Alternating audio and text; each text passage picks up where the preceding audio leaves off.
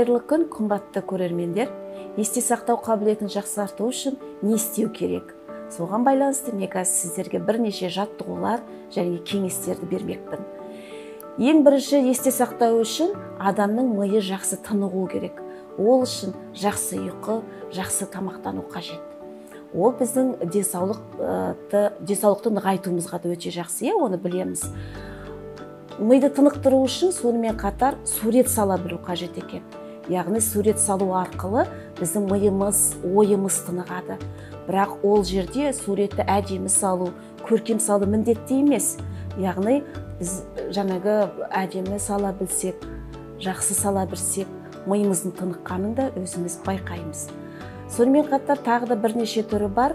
Ол қолмен жұмыс жасау, яғни қолды моторикасы дамыса, миымыздың демалуына да, ойдың жаттығуына да, көп жақсы жұмыс істеуге де, есте сақтауымыздың жақсаруына өте көмегі бар. Біз көбінесе пернетақтамен жұмыс жасаймыз.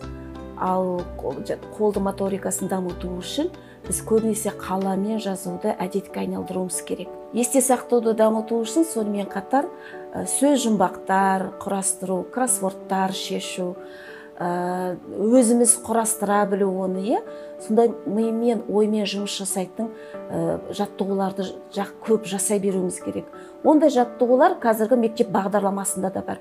Әр сыныптың, әр пәнінде де көптеген жаттығулар кездеседі. Соларды жиірек жасаса, есте сақтау жақсарады.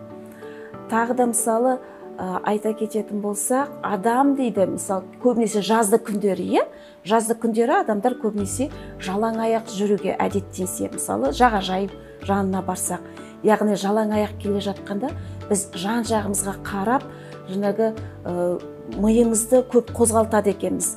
Яғни бір артық бір заттарды басып кетпеуге сақтанып жүреміз. Соның өзі де адамға көп мидың жұмыс жасауына көмегі тиеді. Сондай-ақ емтихан кездерінде көбінесе біз есте сақтауымызды дамыту үшін көп мынандай әдістерді қолдануға болады. Кітап оқып отырған кезде зейінді біз бір жерге шоғырландыруымыз керек. Ол бір жерге зейінді шоғырландырсақ, есте сақтауымыз өте жақсы болады. Яғни емтихан кезінде біз жақсы дайын болады екенбіз. Ол үшін қалай? Ол үшін артық дүниенің барлығын столдан алып тастау, телевизорды өшіріп тастау, телефонымызды өшіріп алып тастау, сол кезде зейінді бір жерде шоғырландырсақ, есте сақтауымыз өте жақсы. Және де бұл кезде емтиханға дайындалар кезінде ешқандай бойымызда стресс болмау керек. Стресс дегенді сіздер мысалы үлкен бір жағдай, бір стресс деп қабылдауға болмайды. Стресс ол шағын стресс деп болады. Мысалы, ертеңгі күнге емтиханға қалай дайындаламын? Соның өзі бір шағын стресс, сондықтан ондай стресстерді бойдан алып тастау үшін көңіл күйіміз жақсы болу керек. Эмоцияға толы болуымыз керек. Сол кезде есте сақтау жақсы болады. Мысал келтіре кетсем, мысалы біздің ең бір керемет жақсы бір көңіл күйіміз жақсы болған жағдай, мысалы бір естеліктер есімізде көп қалып қояды. 4 жас кезіміздегі туған күніміз, 5 жаста қалай тойлағанымыз әлі күнге дейін есімізде.